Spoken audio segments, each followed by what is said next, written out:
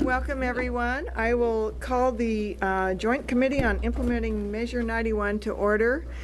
Before we get started with our most stimulating presentation tonight from OLCC, I wanted to make a couple of announcements to the committee and to the audience. First of all, to the committee, we're getting a little backed up in Legislative Council with bill drafts and so on. And I just want to know, and I know I speak for my co-chair as well, all issues are going to be considered in this committee as we work toward our omnibus bill that will reflect our work. So to the extent that you can deal with us, you can deal down the road through amendments or whatever, would be most grateful. We've got Legislative Council very busy on some very complex matters, and it would be very helpful to keep the bill drafting to a minimum, but that doesn't mean that the issues will be at a minimum. All issues will be considered in this forum.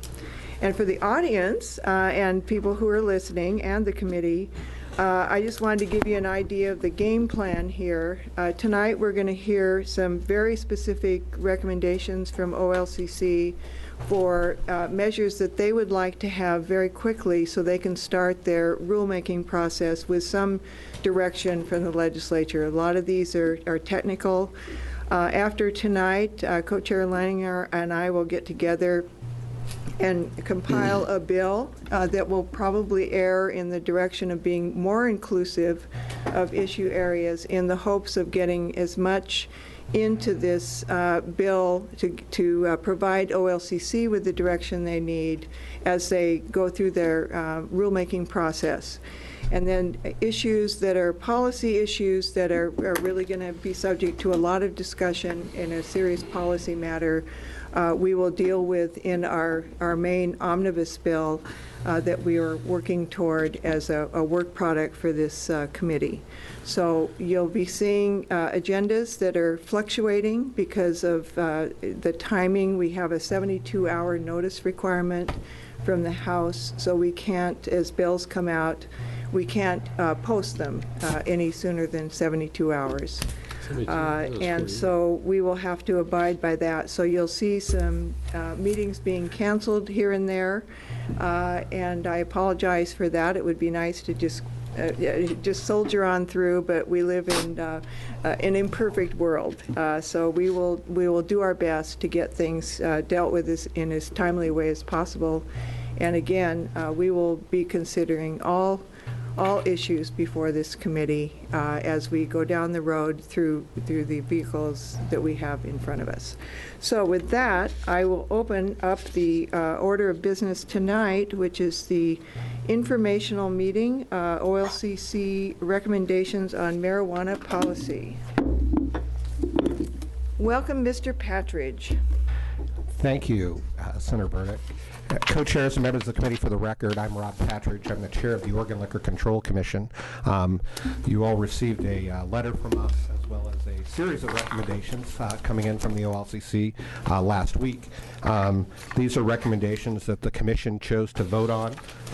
It was a unanimous vote coming out of the OLCC based upon spending time with staff and based upon appearing in front of almost 4,000 people around the state as we've done our listening tours, as well as working with the Department of Justice legal counsel related to a variety of these issues.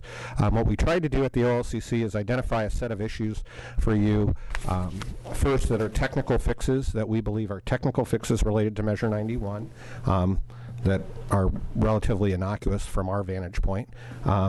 Then there's a series of commission recommendations that we provided as well. And in the spreadsheet, we've identified things as a commission recommendation, a technical fix, and then, as we told you originally before we started this listening tour and before the session started, we would give you a list of other items, which were kind of a list of some of those items we're hearing as we're out on the road. We're not taking a position one way or the other related to those. But the technical fixes and the commission requests are formal requests from your Liquor Control Commission as we've worked with staff, as we've worked with our attorneys, as we've worked with and looked at our ability to manage the regulatory environment, the tools that we believe as the OLCC we need, and are making that request to the legislature. If I can just stop you there for half a second, just to make sure everybody's working from the same document. You're talking now, tonight, you're going to focus on the February 27th document that lists commission requests and technical fixes. Correct. But isn't it true that some of the commission requests are of a technical nature, or? I believe that several of the requests are of a technical nature. We tried to err on the side of being more conservative about what was a technical fix versus what was a commission request, because it could have some policy implications. So as you said at the beginning, you may draft a bill which may be more inclusive. As we go through these, I certainly think that some of them could be deemed technical fixes that are commission requests. So just to be clear, the technical fixes came primarily from staff, or where did they come from, and how do you differentiate? I think technical fixes, a lot of them came legally from the lawyers, and really some of those things we just deemed that we didn't feel were, that the spirit of what was in 91, that met with what the spirit of what 91 was, and we felt like those were technical fixes. Okay, and then the commission requests were of more substance or policy-related things. Okay. We feel like most of the things that we provided as commission requests fall well within the spirit of the legislation. But certainly it's all arguable, and I'm certainly here to talk to you about any of those. Okay. We could have missed on some of those, but those are things that we feel like we need to have as a commission to properly administer the recreational marijuana program in the state. correct. And as you go through these, if you could give us a sense of urgency on particular things, like I'm sure there are some of these things that it wouldn't do any harm to wait, but others that you probably need urgency. If you could give us a sense of that, Okay. that would be very helpful. I will try and do so, certainly, as we move Yeah. through. Excuse me. We've got up on the screen the list. It's the same list that you were provided. I know that several of you probably have read ahead and made notes and have questions for me, so I've prepared accordingly. I have Steve Marks, our executive director, and Tom Burns here as well, but they forced me to be the guy up here because this is a commission action. So they're here for more detail and technical pieces too. But our plan today was just to walk you through the recommendations as we gave them and as they're numbered, just for ease in what we're doing. So with that, we can go forward. The first item is age verification equipment. We currently do this at OLCC. To require age verification equipment if we have problems with somebody administering the law and not checking IDs. You can step back a little bit from Sorry. the mic. It's very simple. So that's what I'm going to move it a little bit even. So that's what we're asking for the authority at our discretion to require age verification equipment. Just to give you an example, 19% of those we checked for IDs, where we do these minor decoy operations, 19% of those people on the alcohol side fail to check properly for ID.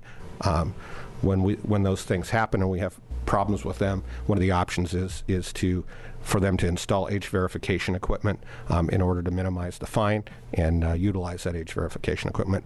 We'd like to be able to do the same thing here, and so that's why we're asking for that. I don't know whether it's controversial or not, but it wasn't contemplated by the measure, so that's why we put it as a commission request, but I don't know that that's a controversial item or not. Measure 91 does not require us to bond, does not allow us to bond, and we need specific authority to do bonding. Again, this is another thing that we have in alcohol. We'd ask for the ability at our discretion to require producers to purchase bonds to cover their tax obligations to the state of Oregon. So that's something that we would like to have the ability to do. We do it in alcohol. Civil penalty authority, our lawyers have requested that we clean this up because there could be a question related to Section 30 sub 2 in the current legislation. So that could be seen as a technical fix. I think it's certainly contemplated in the measure that we have the civil penalty authority. There's legal language to clean that up,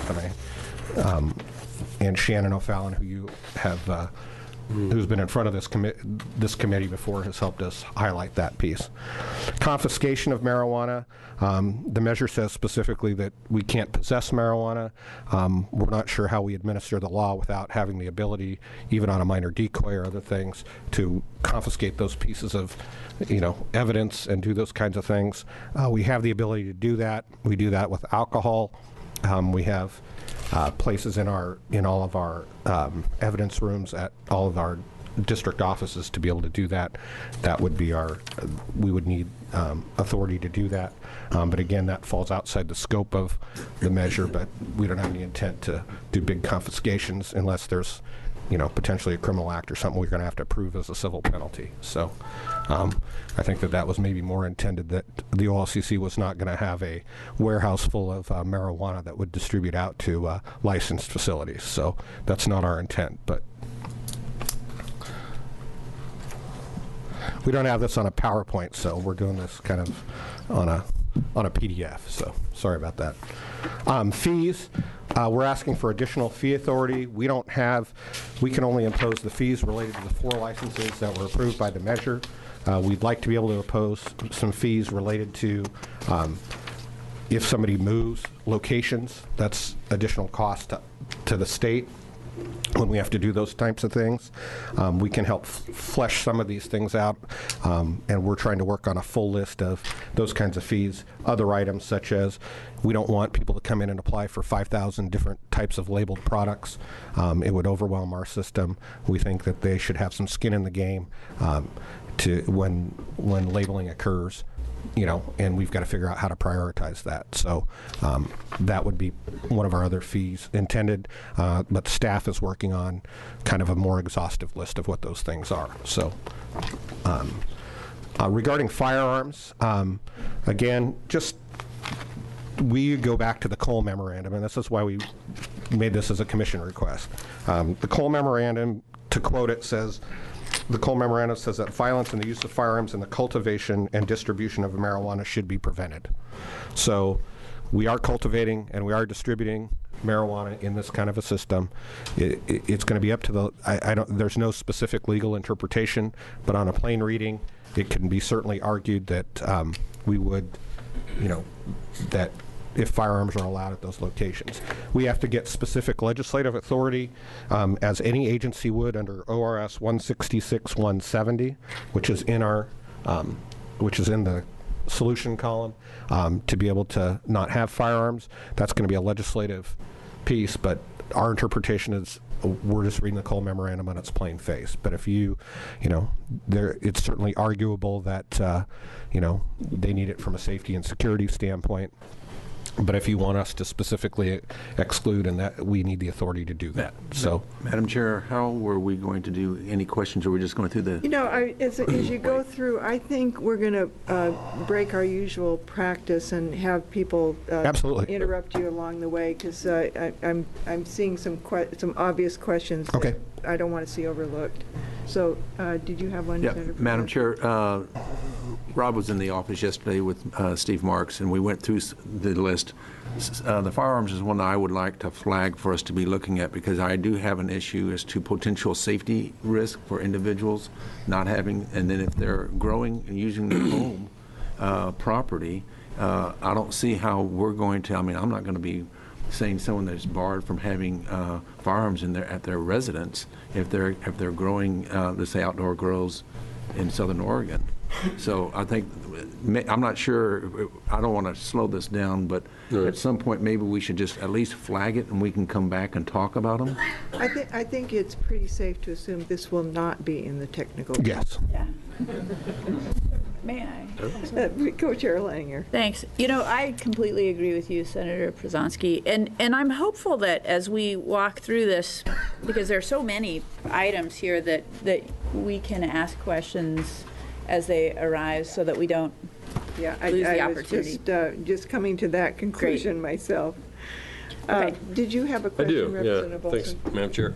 Okay, so getting back to, well, actually two things, and they kind of tie into both, the one with the firearms, Rob, and then the other one dealing with the confiscation or seizure. if it's going to be something really large on the seizure side or confiscation, you'll probably have law enforcement involved, I think. Absolutely. You know, and it's the same thing potentially with the firearm issue. I mean, we haven't talked about that, but I'm just kind of thinking. Our intent is any kind of large seizure, any kind of big criminal pieces, it would all be dealt with either local law enforcement or through what we're contemplating related to state police in our budget.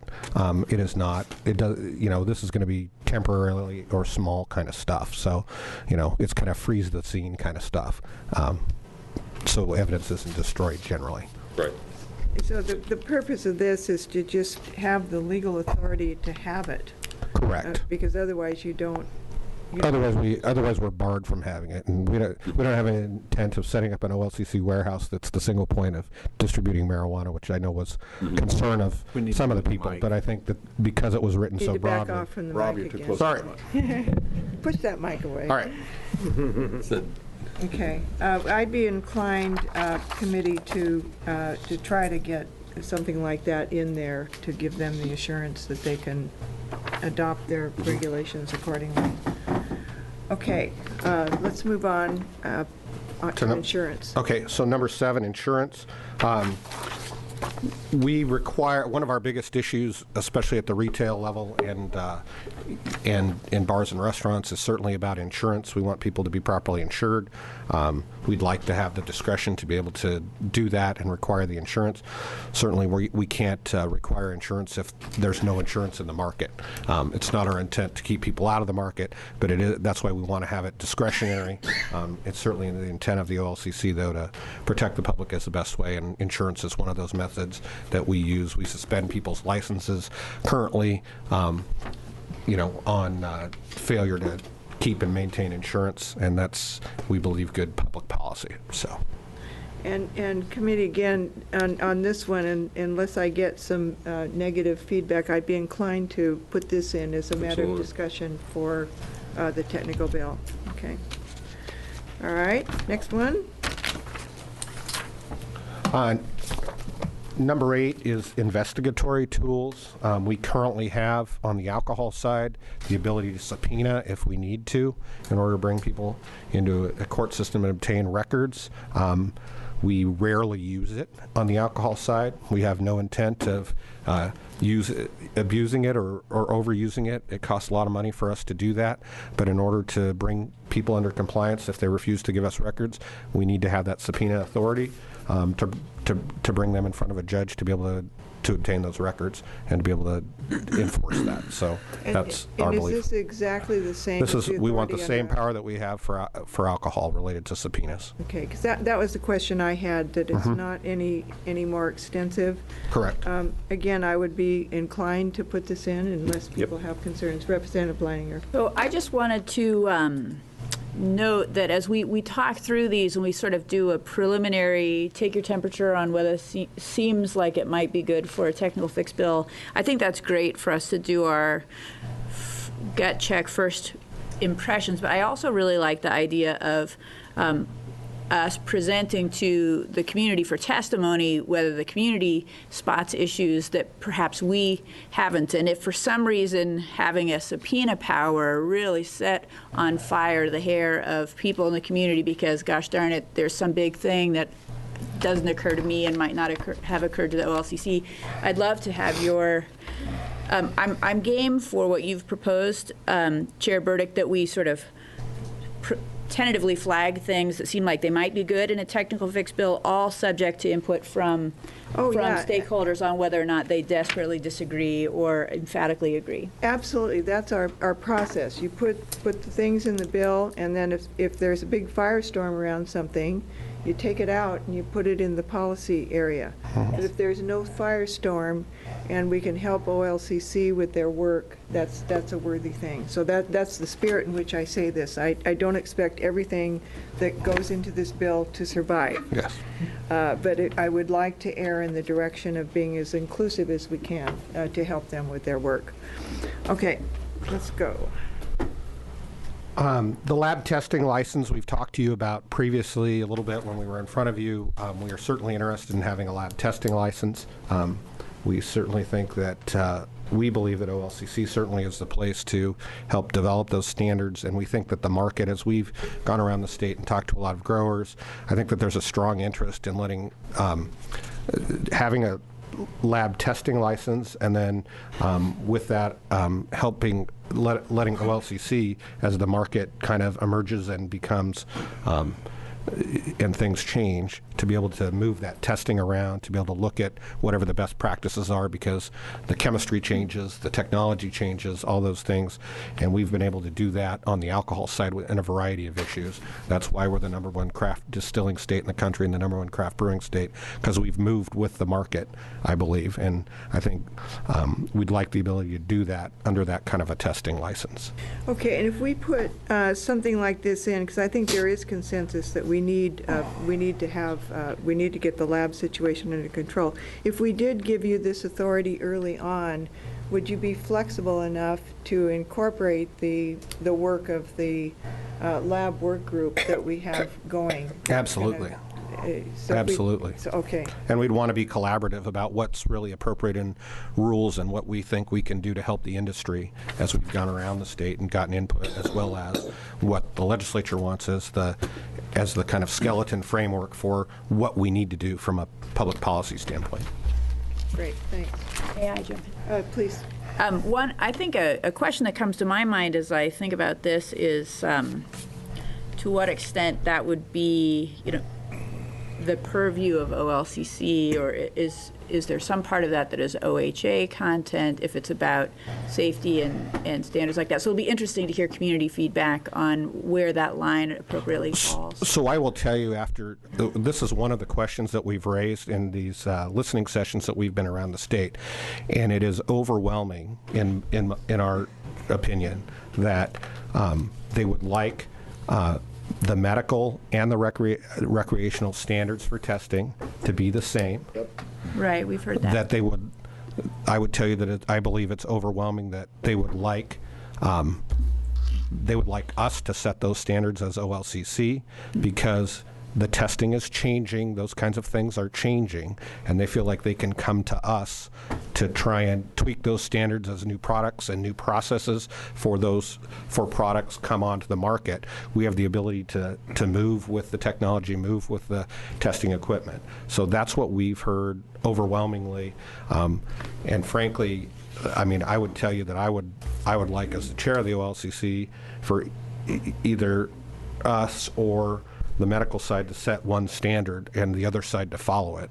I would tell you that I think OLCC is more adept at working with markets, because we do it on the alcohol side all the time. So, I'm not trying to build an empire at OLCC, but I certainly think that we're more of a market-driven piece as opposed to putting it on the medical side. But that's for here nor there. So that's for you guys to decide. Madam Chair. Senator Cruz. While we're on the subject, Yes. Rob, you would agree or disagree, and because there's got to be collaboration between OLCC and OHA, because the medical program is still going to be there. Would you submit that public health division of OHA is probably the appropriate place for certification of the facilities to take place? Absolutely. Okay. That's the sort of collaboration, Madam Chair, we're going to need between agencies to make this testing program work, so that it's certified there and they do the monitoring. So. But you really wouldn't need that level of detail in a bill at this point, would you? No, I think just allowing us to have a testing license, and then as you guys move through whatever policy issues related to that, then we will do that. But I think everybody agrees. Okay, great, thank you. So Senator Cruz's question kind of goes to the certification. We've heard out there that for third-party laboratory certification, I think you have all heard that. I haven't listened to all the testimony. I think that you guys are going to help establish what that certification looks like without, working with us on what it looks like. So, 11 is the limitations on co-locations of licenses.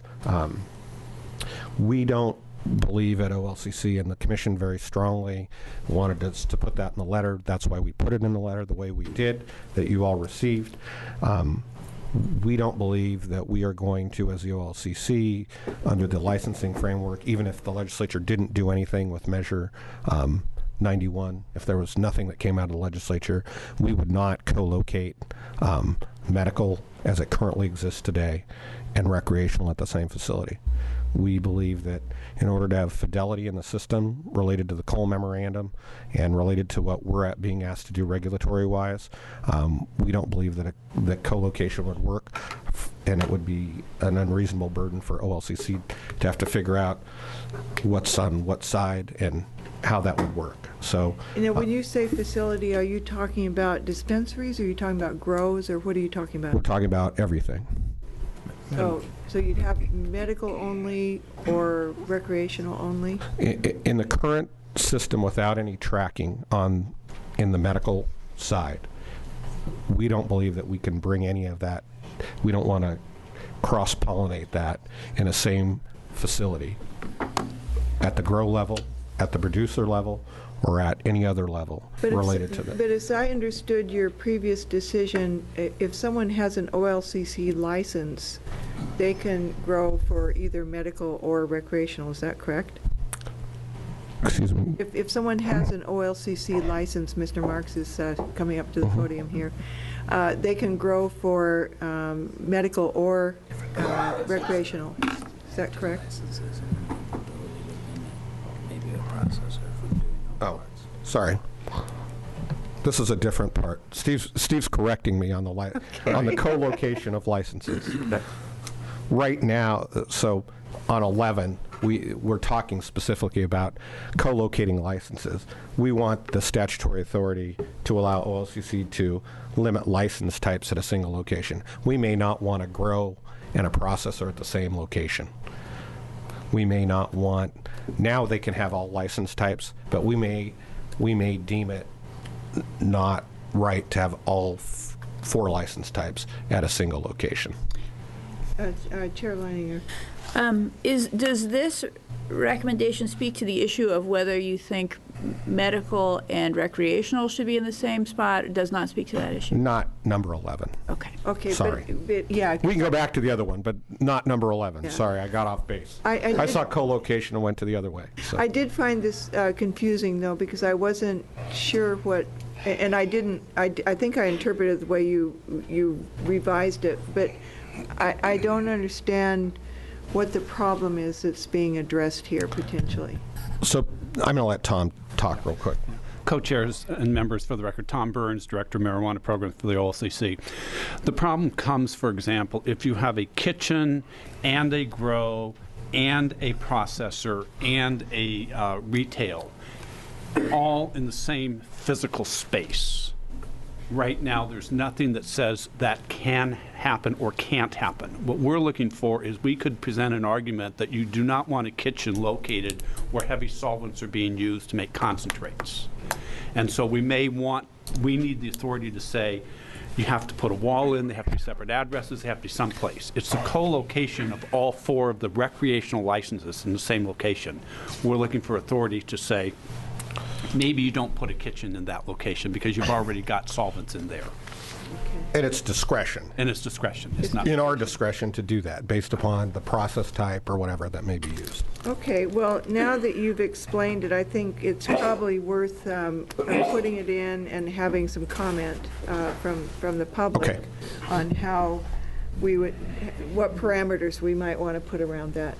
Representative Wilson. Yeah, Madam Chair, I agree with that, but this is obviously a big issue for a lot of people, so we'll need to be very careful with that. Right, and it may be we have to defer it.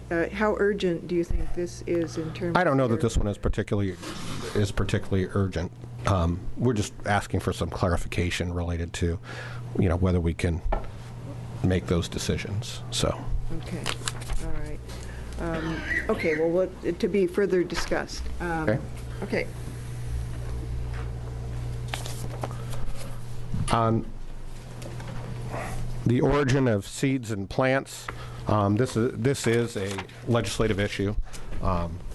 whether this legislature wants to assume immaculate conception, whether this legislature wants to,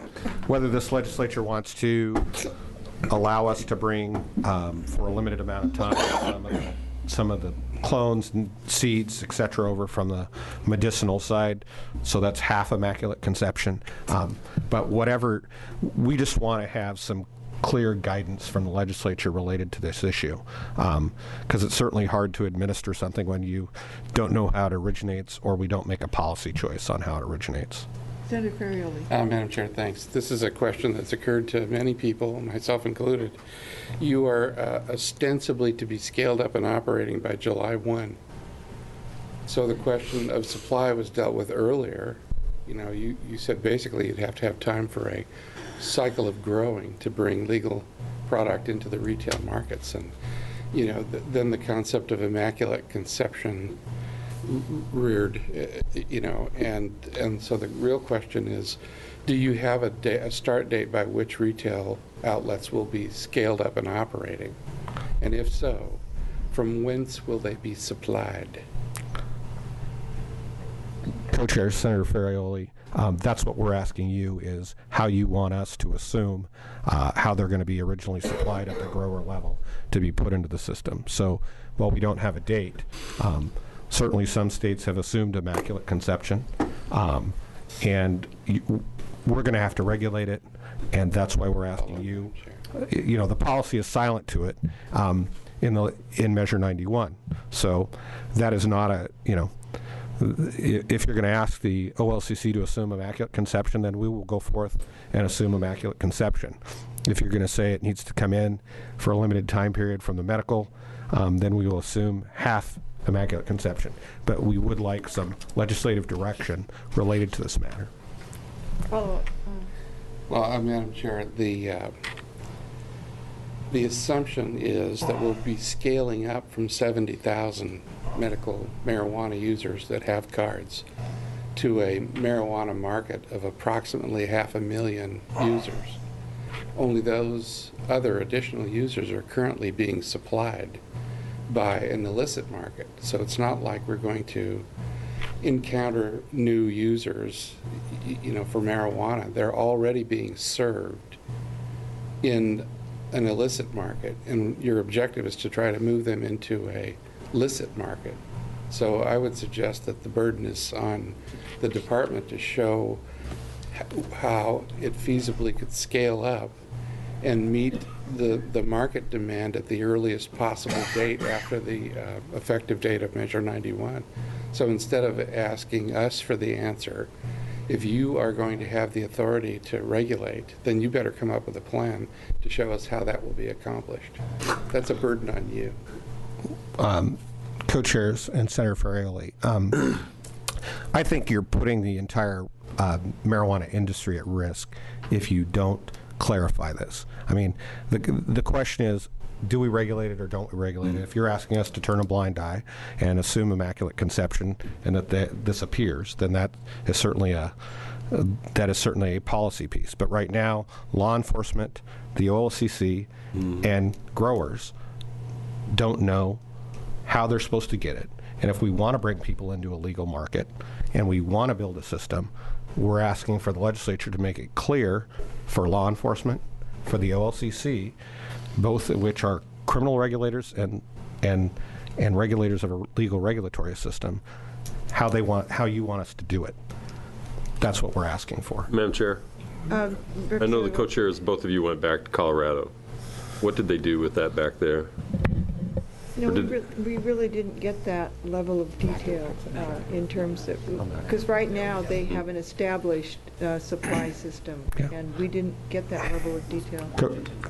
Senator Przansky, go ahead. Co-chairs and Representative Olson, Colorado used the medical, so half immaculate conception. Washington used immaculate conception. So we'd like Oregon to make a choice.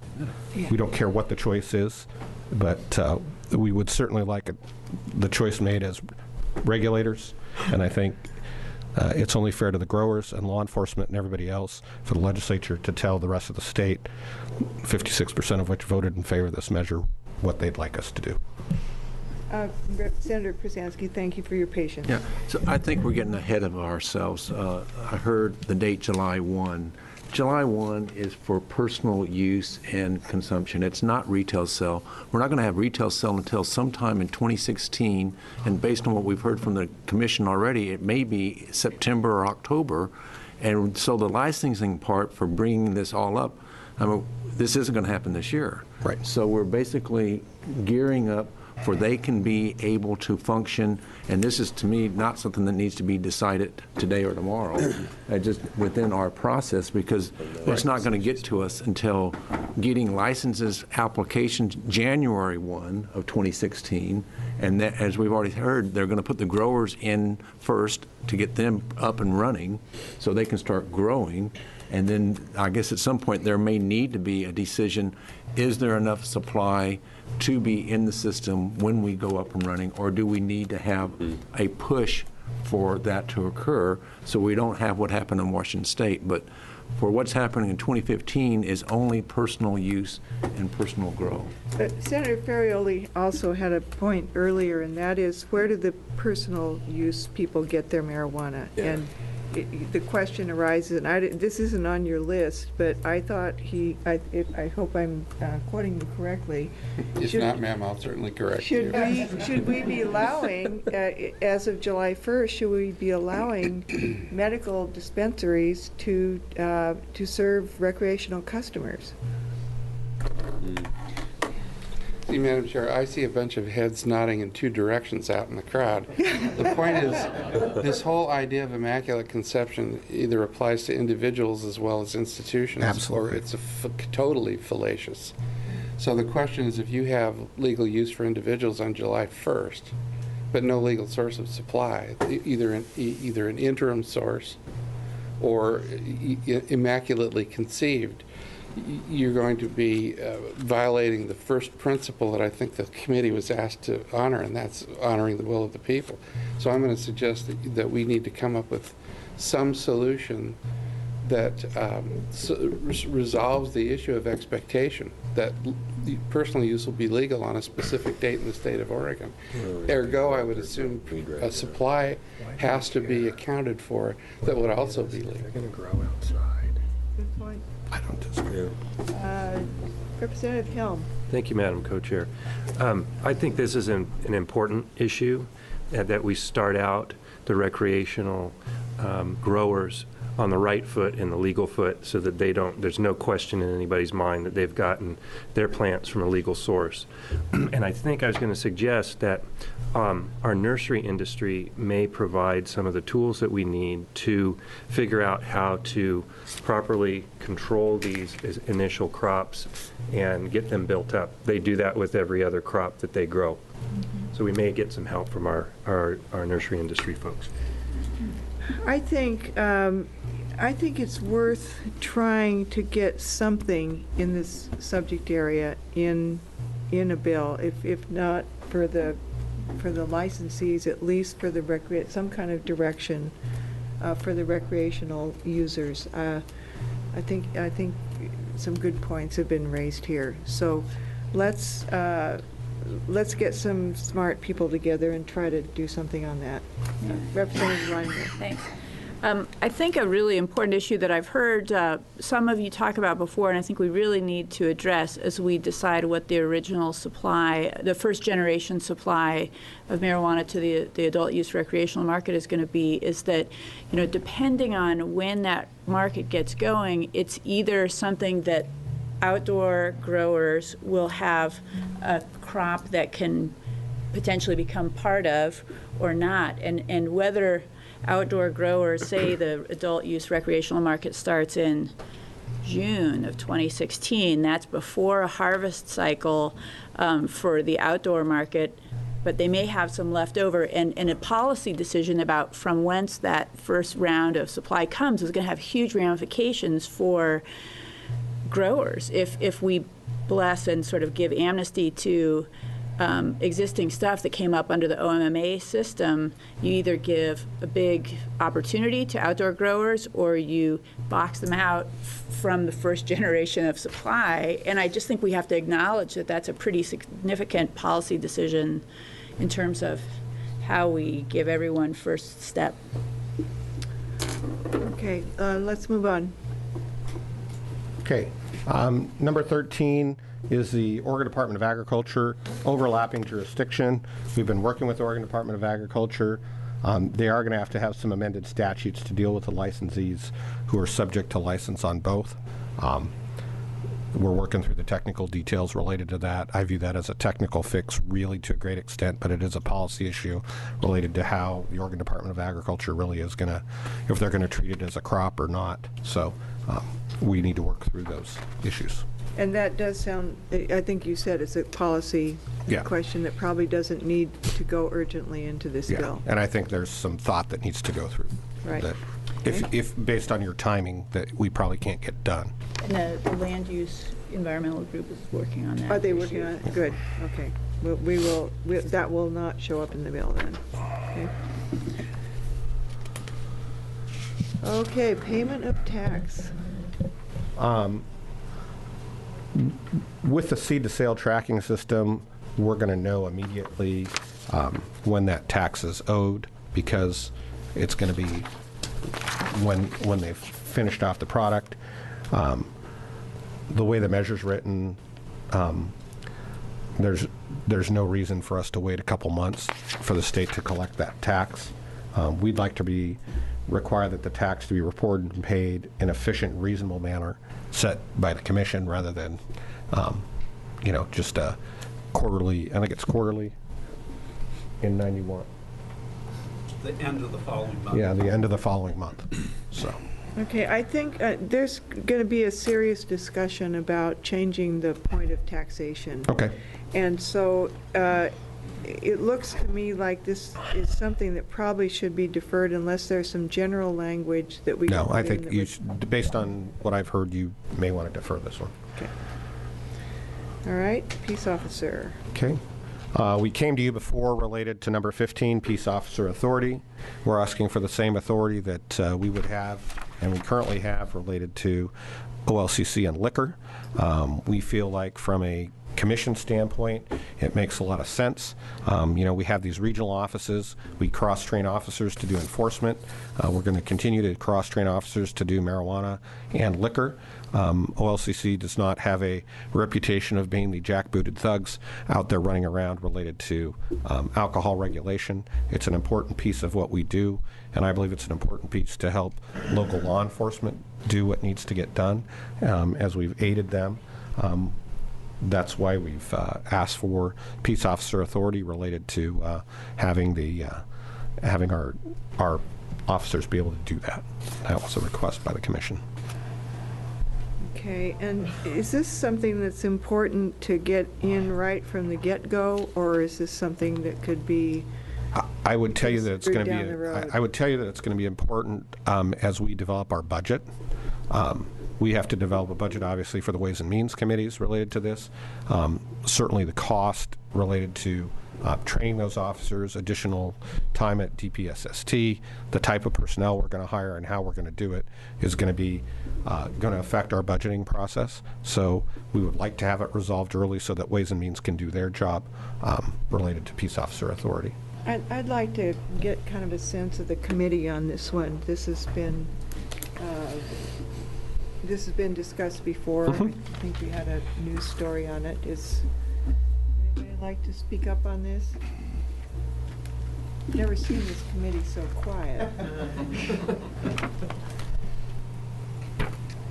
Come on, Senator Ferriero. Well, you Madam must Chair, have some- I thought that the argument that the agency made about not really being able to do more than secure a scene or a site that they thought there were violations on was a compelling argument. So it would seem to me that if we're using the parallel of the OLCC's authority under alcohol, that we would expand or at least create the authority under marijuana. So, I don't know how much of an emergency this is. I don't know what the perfect timing would be. But it seems to me that expanding their peace officer authority to match what they currently have with alcohol is a sensible step forward. So, Madam Chair, I just, again, I go back to the first couple points that we talked about a little bit for the seizure part of it, as well as the firearms piece. If you're extending the authority for peace officer authority, then you're addressing those two issues too at the same time. Representative Leininger. You know, I think that this is going to be an important issue to get community input on, but also to learn a little bit more about. I don't know exactly what you mean when you say create, what it would entail to create peace officer authority. I know that at least one of the three of you had talked about civil enforcement as opposed to criminal enforcement, and that you, like many who supported Measure 91, are not seeking to create more criminalization of conduct or incarceration, that if this leads to an opportunity to do civil enforcement as an alternative to criminal enforcement actions, that's an interesting element I'd need to learn more about. I also think the cost, you know, what does it mean to grant peace officer authority? Does that mean fill as many FTE of peace officers as what? I mean, it's just it's a pretty big set of questions in my mind. But I'd be interested in learning more about what it would entail and hearing if it's a good idea. Okay, Senator Przanski. Madam Chair, I look at this as basically just extending, as Senator Ferrioli said, what's already existing for alcohol. These officers are already there, they're already trained, they already have this authority on alcohol, and basically you're going to put them in a situation where they come on to a marijuana facility that's out of compliance and they need to take possession. Right now, they can't take possession. So without having that authority to do that, the next one, when we get down to the like possession of marijuana on item number 16, there's going to be some things that will track with this as to having specific reasons why they would be able to take it in possession, knowing that the voters did not want to see state green stores being operated, that it was going to be independent retail operations. But at some point you have to be able to have them have the, call it the flexibility, to actually enforce what is necessary, and when you're dealing with a controlled substance, they have to have certain authority to do what they need to do to actually gain control over the scene. Madam Chair. Senator Ferrioli. Just for a point of clarification, currently, correct me if I'm wrong, OLCC has the authority to investigate, cite, seize, arrest, and secure. Co-chairs and Senator Ferrioli, that is correct. And, you know, our first approach is always education at OLCC, and that's what we're trying to do. Our first approach is to address the situation and educate. But if we've got to deal with an emergency situation, that's why we want the authority to do this. We want to be able to cross-train these people. We don't want them to wear one hat with peace officer authority on the liquor side and then send them out to a grow and they have no authority. I mean, it's just a weird situation of why we're training up the people we do. You know, the Ways and Means Committee will determine what the appropriate amount of staffing that the OLCC will have related to how many peace officers and what we're doing. We certainly have no intent at the OLCC. We certainly understand, you know, that the intent of the voters was to not put this from a civil liberties standpoint into a criminal situation. We get that clearly. We're just trying to make it easier on officers. We're trying to aid local law enforcement, and we're trying to do what we need to do from a regulatory standpoint to be able to have that, to be able to have the tools necessary to regulate. Okay, well, it'd be an interesting discussion. All right. Let's move on to government entities possessing marijuana. Number 16 is the possession of marijuana by other government entities. There's certainly going to be other government entities that are going to need to possess marijuana in one form or another. We're saying that needs to be clear for their enforcement processes. We can't figure out what all those things are today, and I think, you know, to have broad authority for the state government agencies to be able to do that in order to carry out their responsibilities is a legislative decision that needs to be pointed out. Otherwise, they're technically they're committing a crime, and certainly we don't want any government employee to be saying, I'm not going to do that because I don't want to be the guy committing the crime. Madam Chair, I had a fascinating discussion with some folks from Extension Services, and I expected that they would be available to provide technical assistance to growers and processors and others as they would with food crops and food production. And the answer, of course, is since they're federally funded, they would be beyond the reach of those that may have questions, technical or otherwise, for food production or growing operations. So, I don't underestimate the situations where agencies could have a need to have possession for investigative purposes, but also for a wide variety of other purposes. But we need to know where the lines are drawn at the federal level. For instance, consumption of marijuana products on federal lands would be a federal violation for which federal authorities will enforce. So, I mean, there are, we're going to be navigating through some situations, and I do see the need for very clearly defining which agencies and under what circumstances. These are all, the examples you gave are all state agencies, so I think I would be inclined to put this in the bill, but to make sure that we are talking about state agencies, because those are the only ones that can legally do it. Okay. All right. Madam Chair, Senator Prusansky. following up with Senator Ferrioli says, I think we're on the same page as to, I did hear Rob say broad authority. I'm not real comfortable with broad authority. I think it really needs to be specific as to exactly what they're have the authority to do in the possession, because if not, that could cause unintended consequences. Right. Co-chairs and Senator Prusansky, I'm not sure a lot of agencies have even thought about this, and so you could certainly wait till the end of session. What I meant when I said broad was that we exempt government agencies, but then the governor's got to give some kind of directive, in my opinion, that they've got to look through their policies and come up with internal policies at their own agencies. Well, and this, because I'm not sure that we want to be. I don't know time-wise that the legislature during its limited time has the ability to do that. So, but I'm open to whatever. But that's why that's why we said broad authority. well, but this would be subject to rulemaking. I mean, you would determine what kind of possession was appropriate in the rulemaking process, correct? That wasn't what we had contemplated. We could do it that way, certainly and change those things around, that OLCC could give the authority to the other agencies. But I think our initial thought was statutorily to allow other agencies to do that, subject to their own agency rules, and then agencies are going to have to come up with their own rules on what they want to do within their own agency related to those types of possession.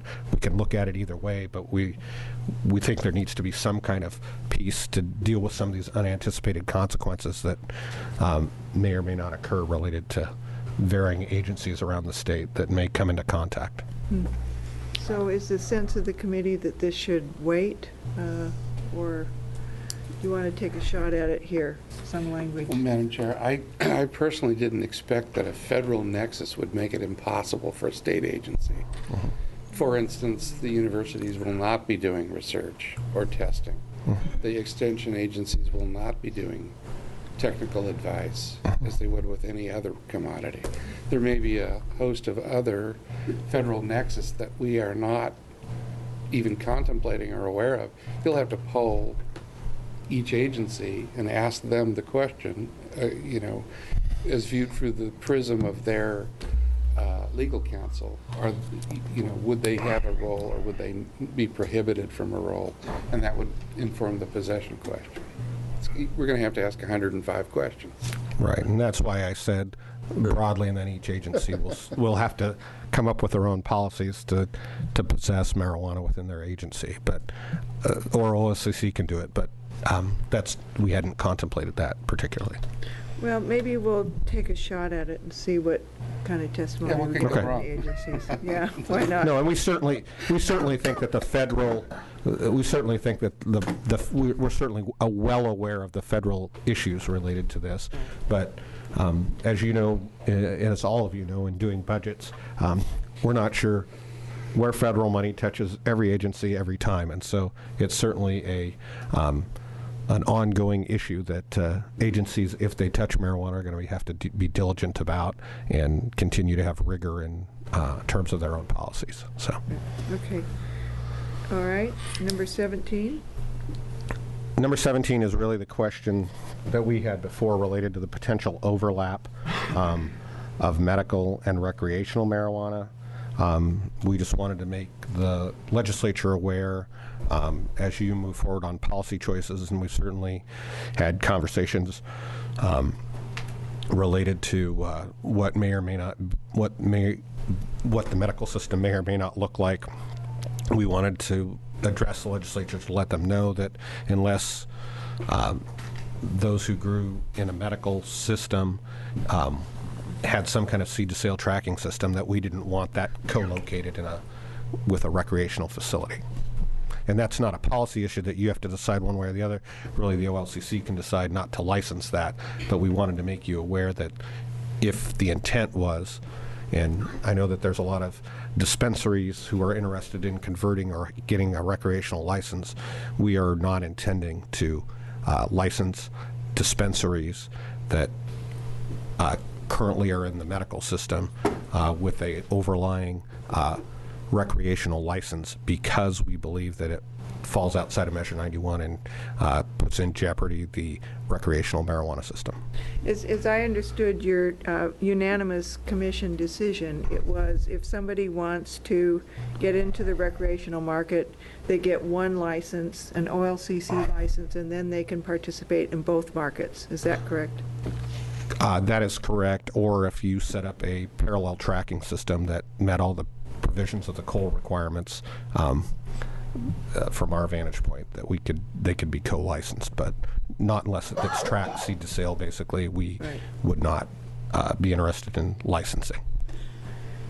Representative Leininger. Thank you. Well, I think it's great that we're on this issue because it is just such a giant policy area on which we'll certainly want, lots of community input. But, I think you identify two really important pieces of the big policy decision, one of which is whether co-location of, the merits or risks of co-location of medical and Measure 91 adult use recreational stores, and then the kind of correlative question of what a license by OLCC would entitle one to do in terms of supplying stores, and that's a giant policy question. Does getting a license to be a producer from OLCC, is that synonymous with meaning that you can supply medical stores, or does that mean you can supply OLCC licensed adult use recreational stores? And I think that's a really meaty thing for us to consider because it has huge ramifications for the other system.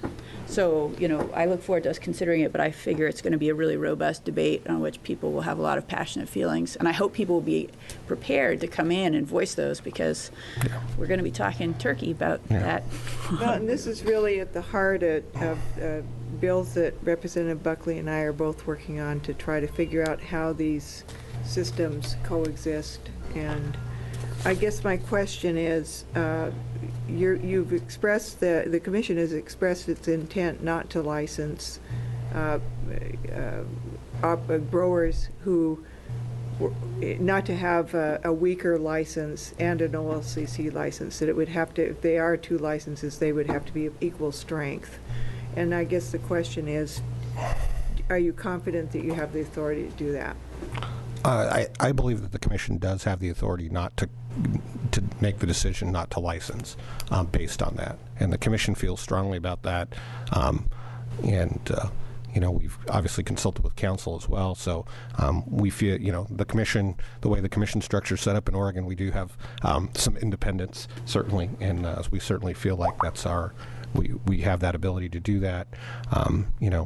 We see some very large problems we're very well aware of some large problems. And as we've gone to visit Colorado and Washington State, frankly, that's the biggest problems in their system currently, are the market leakage and the black market from the medicinal side, as well as what's going on related to the taxes. Those are the kind of the two issues that are overwhelmingly in front of the commission as we look at regulating a market.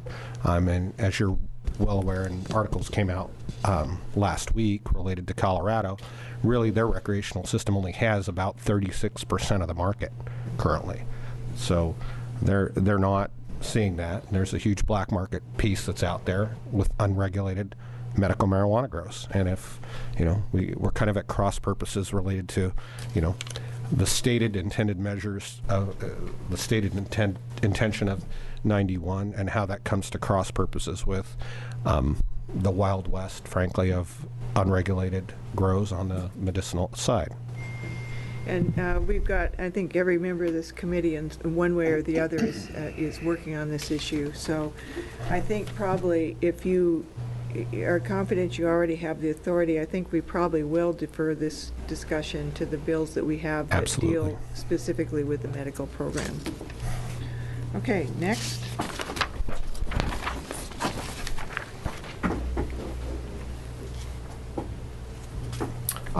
Number 18 is presenting identification for age.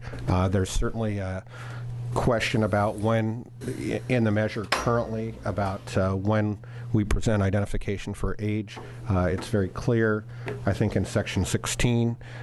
We'd like the authority to set by rule based upon location and based upon the type of facility somebody's putting together, where it's appropriate to card people and where it's not. We currently work with liquor agents doing the same kinds of things on carding and those types of things.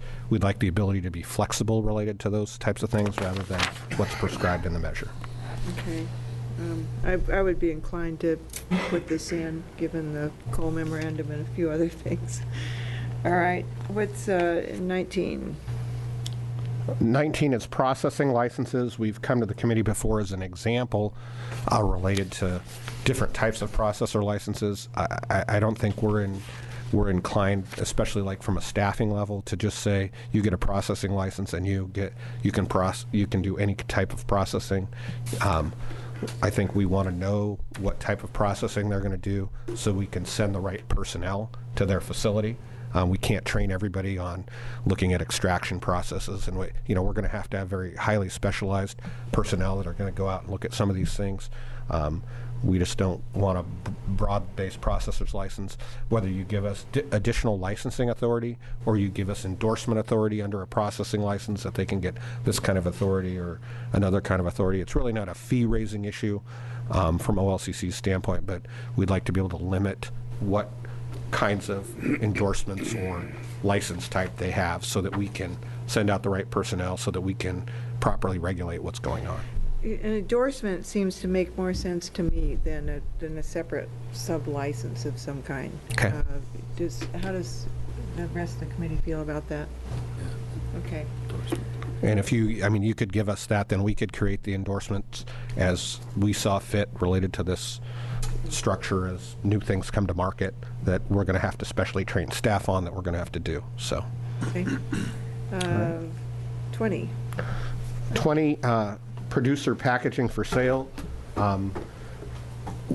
It's our belief that producers should have the ability to take their marijuana, dry it out, and put it into a package and sell it directly to a retailer if they want. Currently, they would have to get 2 license types. They can't package it for sale the way Measure 91 is written and sell it directly to a retailer. They can only basically bulk package it.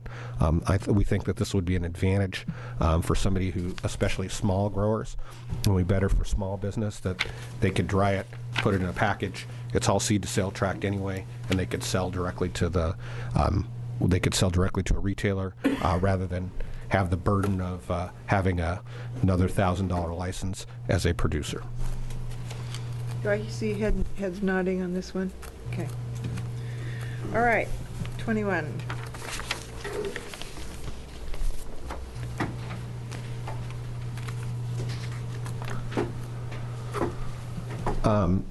In Measure 91, unlike alcohol, we have the broad authority under alcohol to set our rules and adopt rules based upon the fact that we are protecting public health and safety. This gives us a little bit broader discretion related to what we view as public health and safety. That was excluded under Measure 91. I think the fear was about an overreach.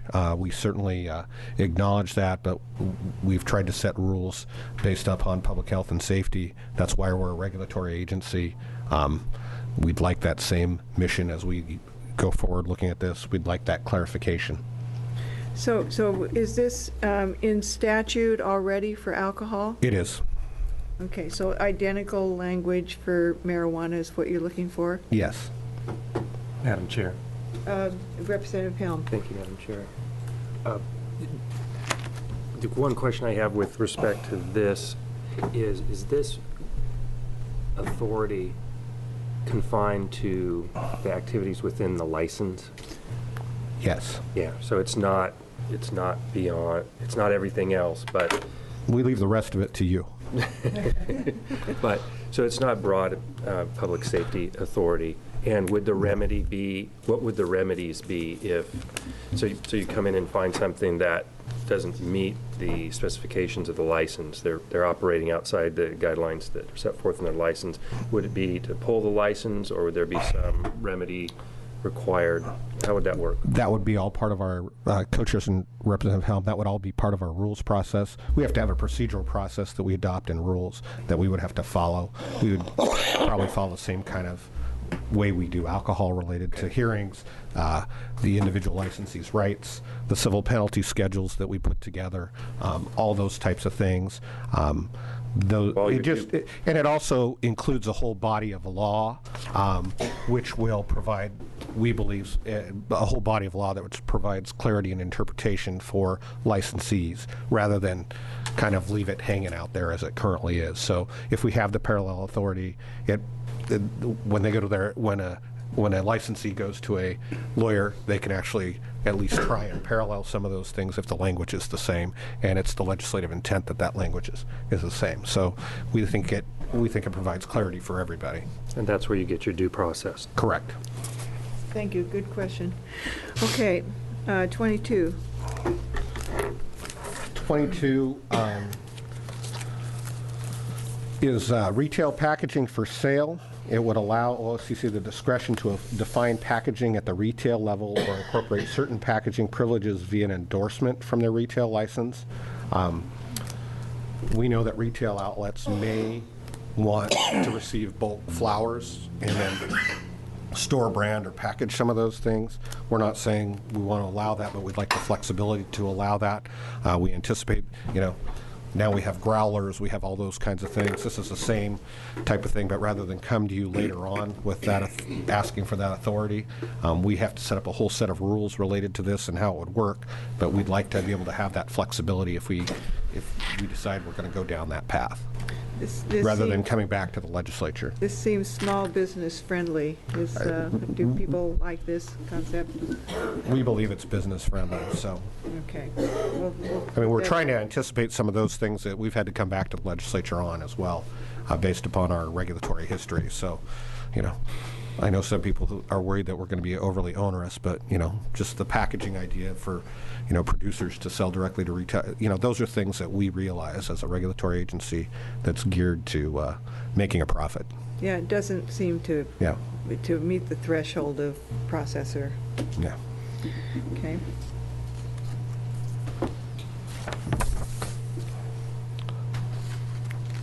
Number 23 is review books and records for cause or emergency.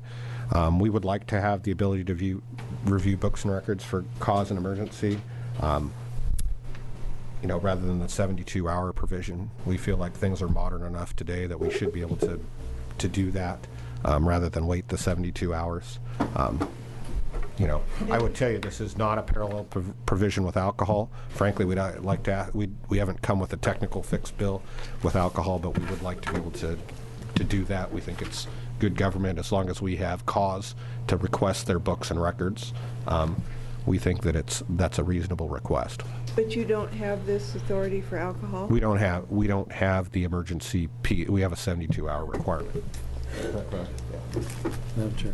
So we'd like you to change it for alcohol too, but Representative Wilson. Yes, thank you. Rob, what do we mean by immediately access the books? What does that look like?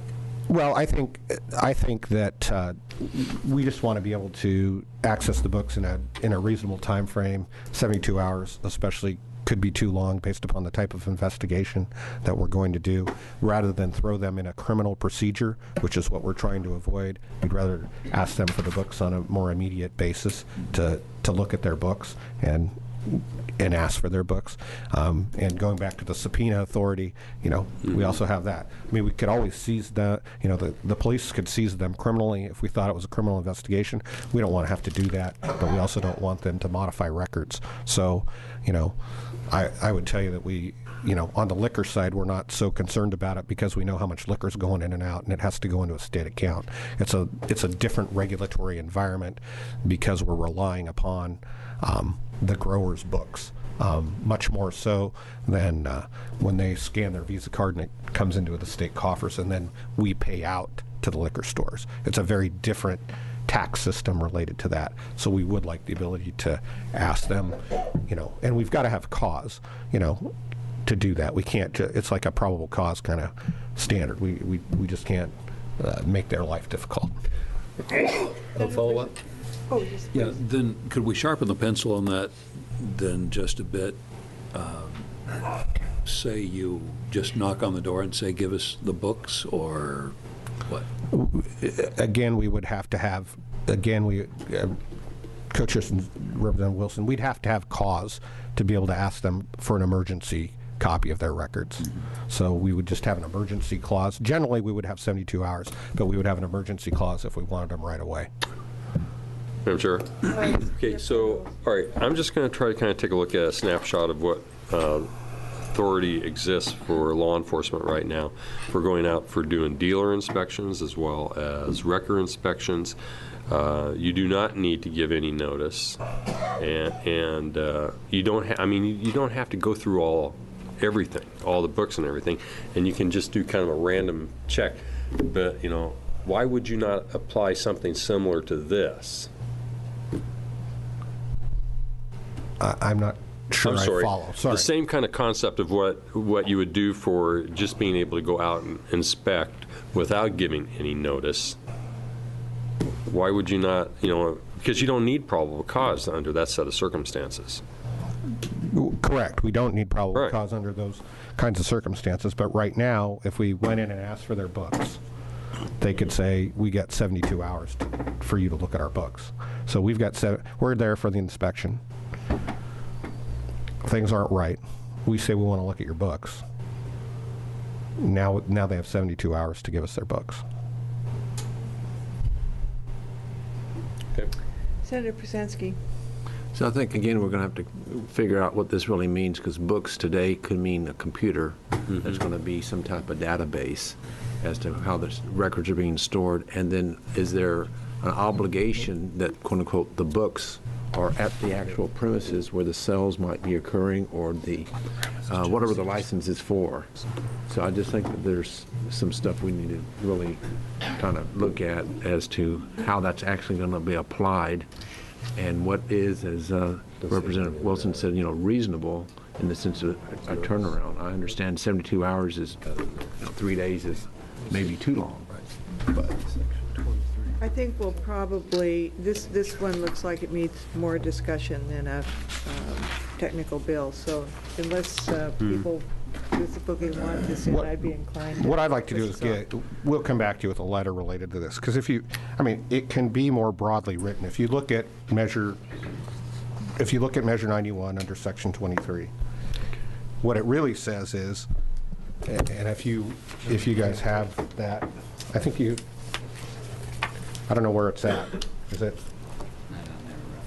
No, they said they put it on here. Did you guys add it? Was it on here? What are you looking for? You guys had the measure. Madam Co-Chair, members of the committee, Measure 91 in its entirety is found in OLCC, if you have availability there. Yeah. But what Section 23 says is the Oregon Liquor Control Commission has the right, after 72-hour notice, to the owner or the agent of the owner to make an examination of the books and may at any time make an examination of the premises of any person licensed under Section 3 to 70 of this Act for the purpose of determining compliance with the Sections 3 through 70 Act. So we can go on the premises, certainly, but they can say, well, we don't have to show you the books. We got 72 hours to show you the books. So, you know, we can get back to you related to this, but that was our intent, was, you know, if there's an emergency reason why we feel like we need to look at the books, rather than elevating this to a criminal, you know, type of investigation, getting warrants and doing all those kinds of things, to be able to deal with people, you know. We certainly deal with unreasonable people on occasion who don't want to, who don't do things on the liquor side. But this is certainly much different than liquor in terms of the books and what we know and where the money is kept. So, could I ask a favor of Representative Helm and Senator Przansky to see if you can work with him and see if we can get some language in there that might be helpful, or whether we'll have to defer it. okay. Thank you. Senator One of us down here. Yeah. There is a parallel here in the OLCC liquor authority. Establishments have to keep a log of incidents. That log is immediately available at all times to the enforcement agents who visits without prior notice. So there are some parallels that exist under the liquor side of the authority to access to books and records that does not have a 72-hour notification window. So I just wanted to point that out, that if we're going to parallel those systems, that we ought to consider an incident where the enforcement personnel see an issue and need to be able to confirm what they're seeing is, you know, potentially or actually a violation. To have them go away and come back in 72 hours, simply it gives those of us that are familiar with creative accounting an opportunity to, you know, grab a six-pack and sit down with a green visor and a calculator and figure out how to make those books balance. So, Senator Ferrioli and co-chairs, I would certainly say that it is much easier to change things in QuickBooks than the old journal logs when the liquor laws were first put on the books. There's certainly some. We will count on Senator Przansky and Representative Helm to see if we can come up with something that observes due process and is limited appropriately. Okay, 24. 24, we've told this committee and the entire legislature that it is our intent to implement a seed-to-sale tracking system. We'd just like you to adopt as a piece of legislation that formally gives us that authority, even though we do feel like we have that authority, but we'd like to all be on the same page. Okay, let's try to move along. I think we'll put that in the bill. Okay. Server permits. 25 is server permits. We've talked about server permits, similar to what we have in an alcohol server permit. I know that there are some consternation and some don't. There's certainly questions related to the level and the education piece related to this, but. Oh, I've just been waiting for this question all day. I know. So will we be doing drug testing on the servers? Co-chairs and Senator Ferrioli, this is a business decision that the business will get to decide. That is not something that the OLCC wants to get into as to their policies. Okay, we'll put that in. All right, next one. 26. 26, use of marijuana in a vehicle. We certainly have cited people under the open container laws related to their establishments. We have, under the OLCC, we not only look just not on the inside, but on the outside, because certainly we don't want to create an attractive nuisance for a bad area. So this is something that we look at, instances that happen outside. You know, nothing was contemplated in Measure 91 related to open container kind of laws. We think that legislature should probably address this issue. How you address it is certainly up to the legislature, but we certainly would like to have some clarification. We certainly don't want people sitting outside these locations and creating a nuisance for communities. You know, this is one I'd like to see the Judiciary Committee take on. I agree. All right, commission membership. The commission membership, these are other items. If you'd like us to skip to, the other items were those items that were brought up to us that we're bringing before the legislative committee, that we're bringing to you all. The commission has not taken a position on those. We're just bringing those to your attention because we've gathered them, those items that are tagged in the action type as other. I know you're short on time. I'm happy to jump ahead to the technical fixes. Okay, before you do that, could we just talk about the next one, 27 commission membership? Because Okay. I thought that made a lot of sense to have somebody from the community on there. So the commission membership, currently there are 5 members of the commission, one of which is a member from the licensee community that we have related to alcohol. I would tell you under 27, as a lawyer, I guess I have some concern related to because the state has a monopoly on alcohol, and because we license agency stores, we control the alcohol in the state. You know, we control the alcohol. We're not an open state. I do have some concerns, and we do need to let legal counsel take a look at this, in my opinion. We haven't necessarily asked our legal counsel either, related to what a commission membership would look like since it's currently federally illegal for marijuana. It may be, if the legislature decides to do that, they do that. But I would certainly ask that you maybe take time to look at legal counsel before you go down that path, because we are the control agency, and I'm not sure. Okay. I think state-wise we could probably get in some problems. Because Look simple isn't. Okay. We'll put that aside. Let's move us ahead to item 36, which is your first technical fix. And then we'll go back and cover some of the others if we have time. Okay. 1,000 feet of a school. I think it's clear to us that it was intended in the bill.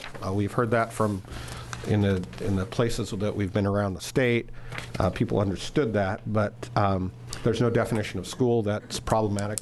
I think, Tom, you told me there were 14 different definitions or something of what a school is. You know, plus we've got the criminal provision that comes over the top of this as well, that makes it a felony within 1,000 feet of a school. So we've got to come to some accord related to that. I think that's maybe a combination of what the Judiciary Committee does and what you all decide to do. But we would like a definition of what a school is. We think that that is a legislative piece.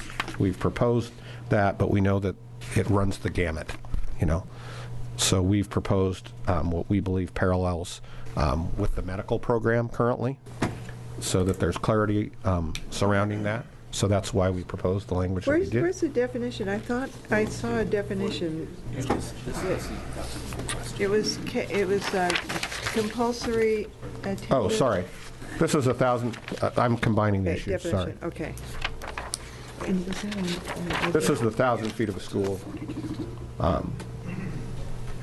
So if you don't want them within 1,000 feet of a school, you know, it kind of Got it. backed into the criminal law. The way the measure was written, it backed into the criminal law, and then I'm jumping ahead to, we also need to define school. Sorry. Yeah, what I'm thinking is if we define school, if we took a shot at a definition of school, then we could leave the matter of the length of, you know, the distance. Or we could try to do both. I mean, it is 1,000 feet is established in the medical program, as I understand it, in the ballot criminal measure. law as well. So I'd be willing to put it in there as 1,000 feet and to take a shot at the definition, which is number 42 on here. we just wanted it for unintended consequences, you know. Right. Well, there's been discussion of vastly broadening out the definition of school, which would have serious implications. So I would be happy to start this conversation in this bill. May I? Yes. I think that this also begs the question that we'll need to think about from a policy standpoint of whether businesses that are within, that predate a school coming in will be encompassed by this, because I think there's at least plenty of sentiment that if a prior existing business is there and a school decides to come right next door, it's not necessarily fair to say, well, business, you definitely lose, and actually also you're violating criminal law. Yeah. Bummer for you. So I think as we take this up, let's take up it in the context of whether or not we even want to clarify that larger issue. That'd be in section 42. I think that's Okay. where I penciled that in for 42. Yeah. Okay. So you want to, let me just clarify with my co-chair here, you want to take a shot at that issue in this bill? Well, I guess I'm saying that I think if a business exists and then a school chooses to come locate right next to it, the business isn't violating the law, and maybe the business doesn't even have to move. So to the extent we need to clarify things to prevent unintended criminal liability, in whichever paragraph we do it, we should consider that issue to see if there's critical mass of feeling around that. Okay, I'd be happy to do that. And Madam Chair, I mean, I think what we're talking about doing is paralleling what was suggested in the bill that I brought forward for on the medical side, that we're going to have equal footing on the retail side. Because, I mean, I think we're going to get to a point when we go through these discussions, we're going to more than likely have parallel tracks of recreational and medical. And so it seems that it'd be much more appropriate to have them be parallel and not have different standards for each one. Same rules, both sides, yeah. Co-chairs and Senator Brzezinski, I do think, though, that while I've heard the 1,000 feet of a school, I do think that the medical side has within 1,000 feet of each other, which was not the intent of the commission to tell you that they want it within 1,000 feet of each other, just to clarify this part of the rule. But I do know that there is a policy debate around There's both. whether you have 1,000 feet of each other or not. So that this is certainly an expansive issue that comes into the criminal side as well as our citing side. So we know that it's a much more complicated issue. But just to be clear, the commission hasn't asked for within 1,000 feet of each other. All right. I think we've given some clear direction on that. Okay. Age discrimination. Number 37 is age discrimination. We, since this is, we have clarification around the alcohol that we can discriminate on age. Since this is a age-restricted product, we just ask for clarification of the statute, so the state and OLCC don't get sued on a age clarification. The answer is issue. yes. Next, controlled substance definition. Again, for the purpose of safety and clarity, marijuana is a controlled substance and should be recognized by the Oregon Vehicle Code. We've been told by council that there needs to be some technical fixes related to the Oregon Vehicle Code. So I know Senator Brzezinski was going to look at that. We're happy to have you talk with Shannon, Ms. O'Fallon, who's been here before from DOJ related to whatever, but they're just trying to make sure there's not an unintended consequence. Is this something that should be in this bill, or is this something that we believe it should be in the technical fix bill because it's not, I don't think it was intended to be taken out or misinterpreted by the vehicle code. That's what they've pointed out. Now, Madam Chair, I'd like to talk to the Department of Justice on this, because looking at the definitions for driving under the influence, it already establishes that you can be charged with that offense for being under the influence of a controlled substance, which marijuana is. So I'm not sure exactly what they want in clarity when the statute already makes it clear. I mean, that's how we're prosecuting people for DUI that are under the influence of marijuana. So we just need to get some clarity. Co-chairs and Senator Brzezinski. I'm not sure on the technical piece, but I know that Shannon thought that she thought this was very technical. I read this and I was completely. Okay. I apologize. I can't articulate this one as well. Well, maybe Floyd, if you'd be willing to check with Just double check. with Sure. Shannon and see if we even need anything in here. Okay, definition of extracts. We just want to make sure that that definition of extracts and concentrates is clear, that it's vegetable glycerin or other non-toxic solvents.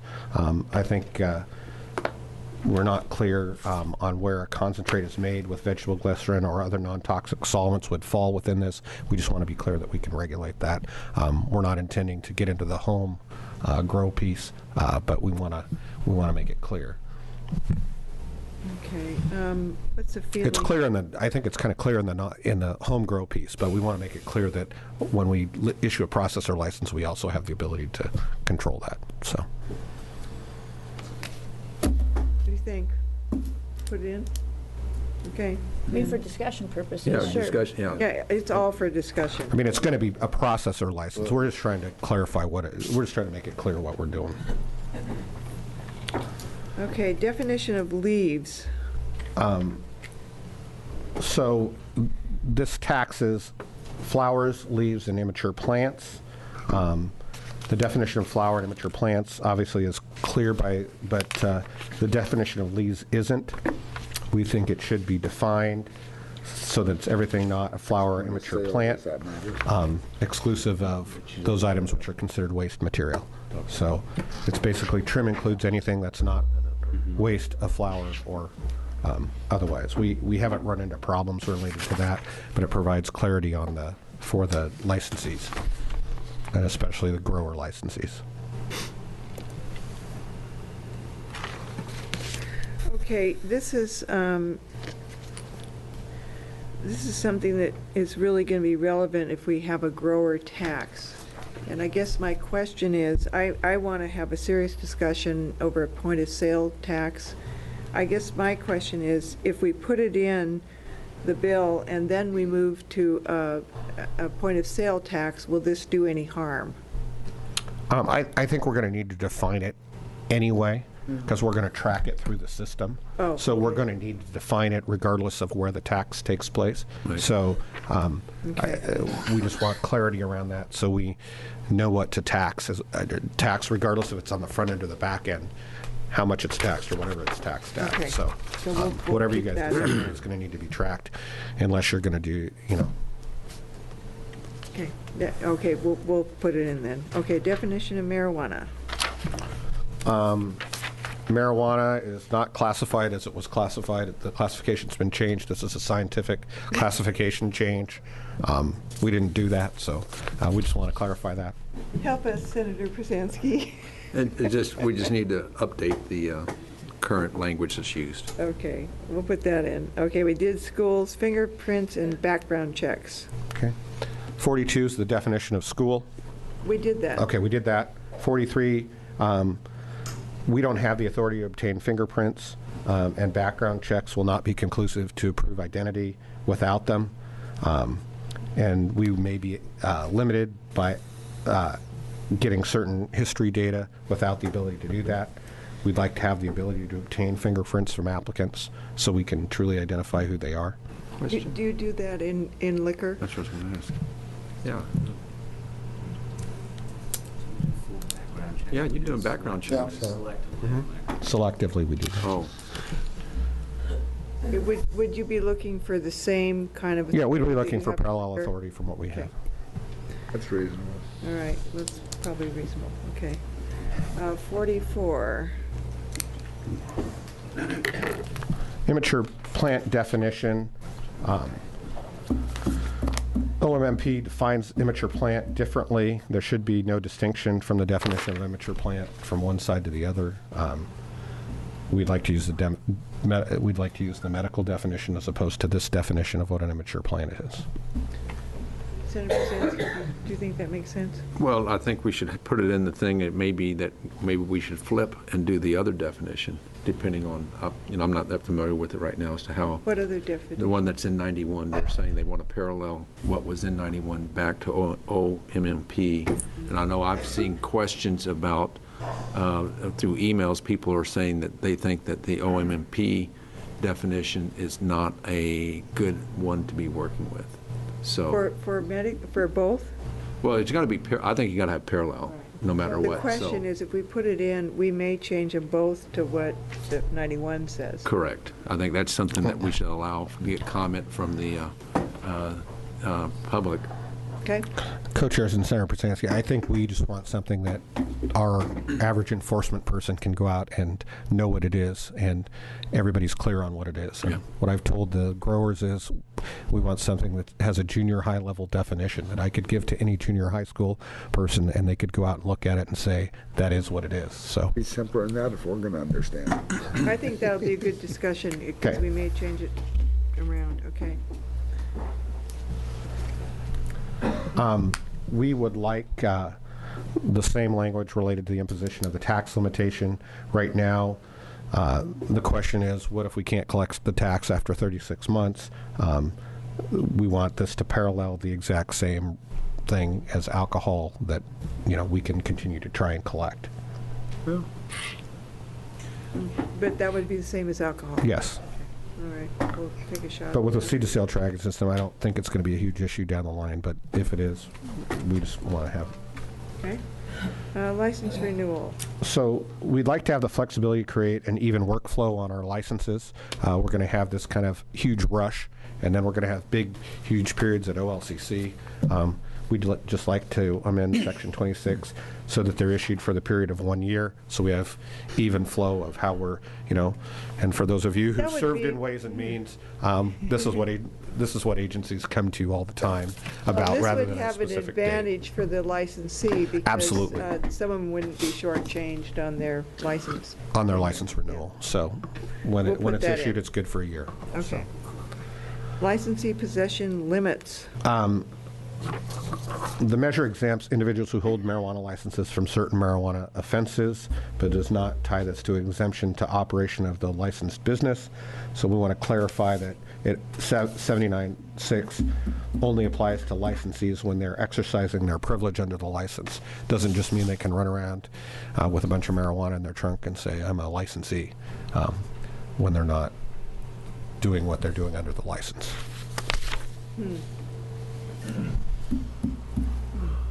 It's just a technical, I mean, we view it as a technical issue. If they're transporting their marijuana under the license and they have the manifest and they do that, that's one thing. But if they have a bunch of marijuana that's not under the license, they're not exempted. So we just were clarifying that. Representative Leininger.